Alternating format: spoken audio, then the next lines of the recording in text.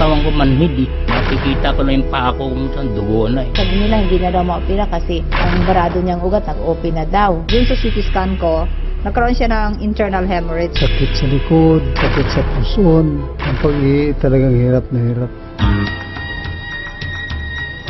Mula sa iba't ibang dako ng bansa, ng iba't ibang uri ng karamdaman, ng iba't ibang antas sa lipunan. Narito ang mga pahayag at patutoo ng mga nagkasakit at muntik nang nawalan ng pag-asa. Hanggang sa dumating sa kanilang buhay ang Quantumin Plus, malakas na antioxidant, alkalinizer, detoxifier, energizer at heavy metal chelator.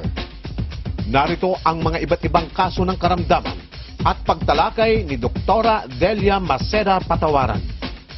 Si Doktora Delia Maceda Patawaran ay espesyalista sa obstetrics at gynecology, OB-GYN, ultrasonology, nutritional and environmental medicine, chelation and clinical metal toxicology.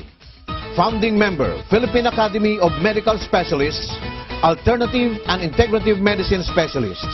Member, Australasian College of Nutritional and Environmental Medicine, American College for Advancement in Medicine, PCAM, Philippine College for the Advancement in Medicine, Philippine College for Integrative Medicine and Homotoxicology, Association for Research and Enlightenment, USA.